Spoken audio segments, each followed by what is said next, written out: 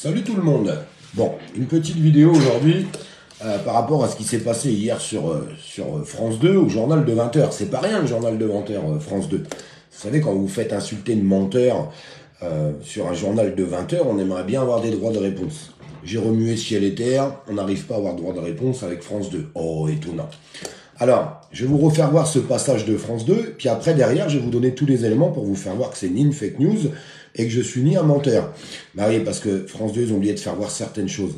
Puis restez bien jusqu'à la fin, puisque après, on va finir avec un nouveau coup d'éclat qui vient de sortir, et je pense que vous allez être surpris, et à la rigueur, peut-être pas tant que ça, mais ça serait bien que ça puisse se diffuser un maximum. Je compte sur vous pour diffuser l'information, parce que le malheur, je vais pas vous mentir, en étant très honnête avec vous, ce live risque de faire quelques vues.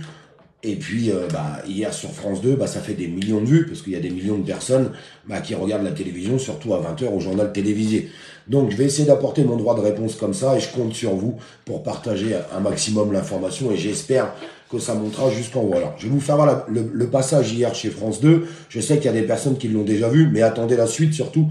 C'est surtout la suite qui va être intéressante, mais je suis obligé de le remettre, sinon certaines personnes ne pourraient pas comprendre s'ils n'ont pas vu le passage hier sur France 2. Je vous fais voir ça tout de suite. La nouvelle campagne de vaccination contre le Covid-19 est lancée depuis un mois et les antivax n'ont pas tardé à dénoncer les effets secondaires des doses du laboratoire Pfizer. Selon eux, le géant américain aurait d'ailleurs confirmé par communiqué le risque accru des myocardites et péricardites. Vrai ou faux? Lisa Beaujour, Laurent Desbois.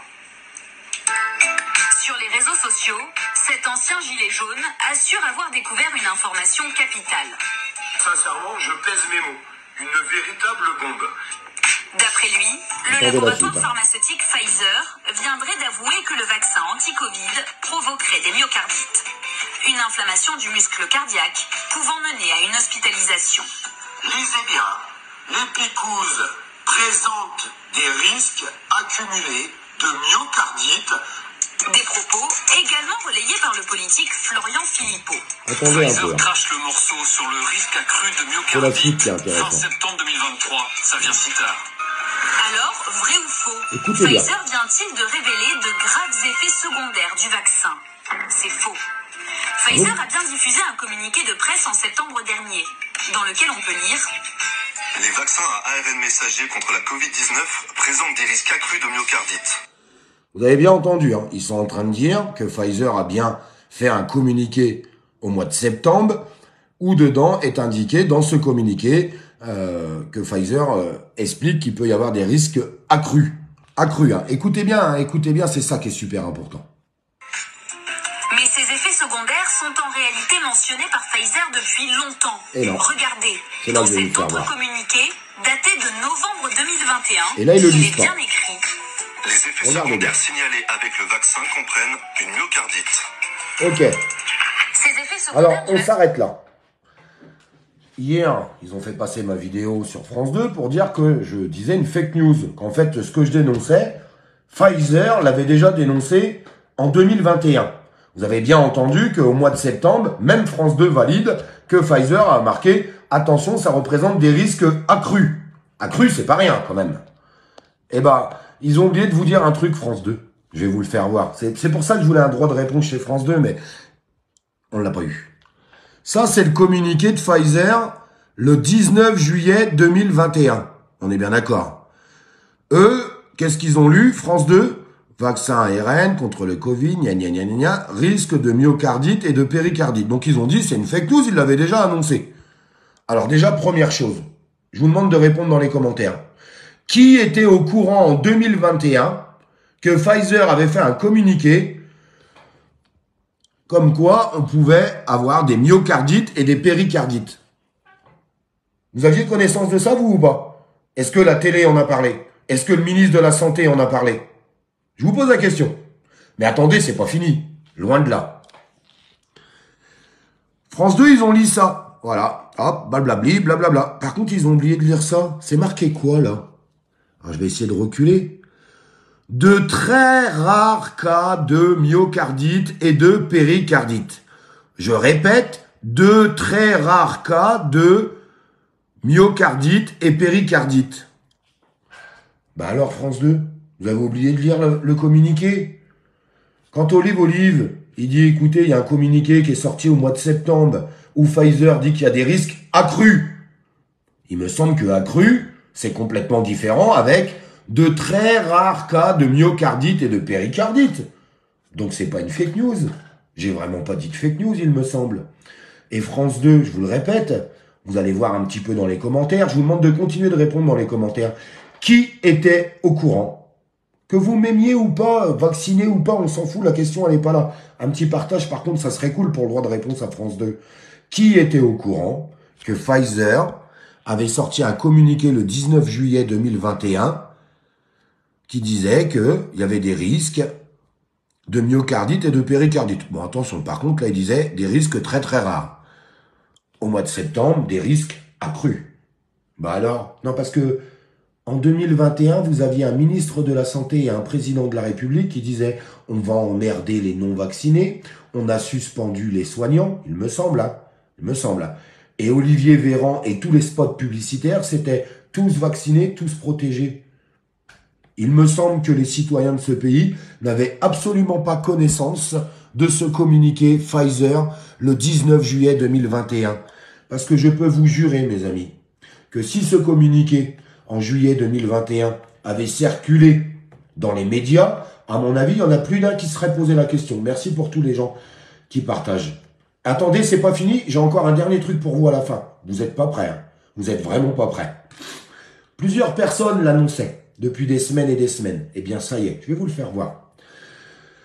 Donc voilà, ça c'est le droit de réponse à France 2. J'espère qu'il sera longuement partagé. Mais on va continuer, parce que c'est pas fini. Il y a des gens qu'on appelle des complotistes, qui depuis quelques semaines, dont Louis Fouché, expliquent que l'entreprise Pfizer se mettrait en difficulté. Oh, j'y crois pas une seconde. Oh, j'y crois pas une seconde. Se mettrait en difficulté pour en arriver jusqu'à un dépôt de bilan pour pas indemniser les gens qui seraient victimes d'effets secondaires puisqu'ils commencent à être avérés, ces effets secondaires. Rappelez-vous, hein, il y a quand même quelques temps, on pouvait pas en parler. Franchement, faut pas être complotiste comme ça, Louis Fouché. Pfizer, ils ont gagné énormément d'argent, ils peuvent pas être en dépôt de bilan. C'est pas possible. Pendant le Covid, un nom faisait régulièrement la une de l'actualité. Je veux parler de BioNTech, ce géant de l'industrie pharmaceutique. Attendez, cet article, vous pouvez regarder la date. Hein. Ça, c'était déjà le 9 août 2023. Mais là, il y en a d'autres qui sont sortis depuis tant. Mais écoutez. Qui va plutôt mal aujourd'hui. Ouais, c'est lui en partenariat avec Pfizer qui était en pointe sur l'élaboration d'un vaccin. C'était même le plus utilisé du monde. Mais 3 ans plus tard, oui, déjà 3 ans, BioNTech est en grande difficulté, Baptiste Morin.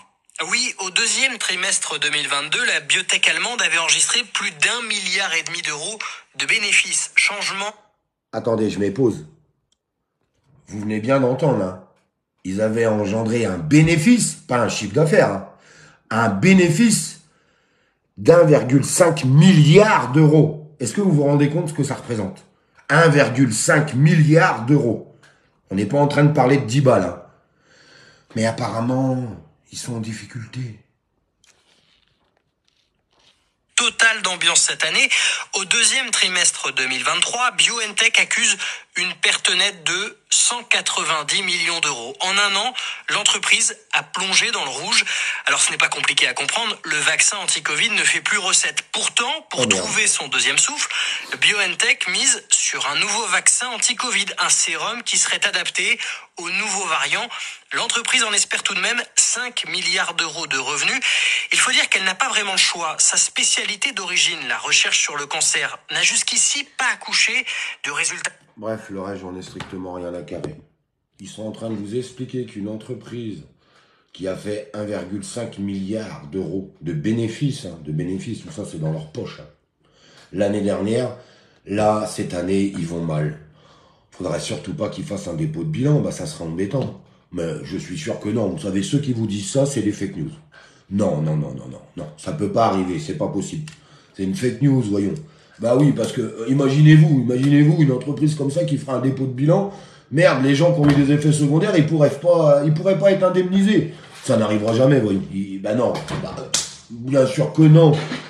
Bien sûr que non. Par contre, qu'est-ce qui va se passer là? Parce que apparemment, il faut que ça fasse des recettes. Et l'entreprise Pfizer disent leur nouveau vaccin, apparemment plus personne ne veut.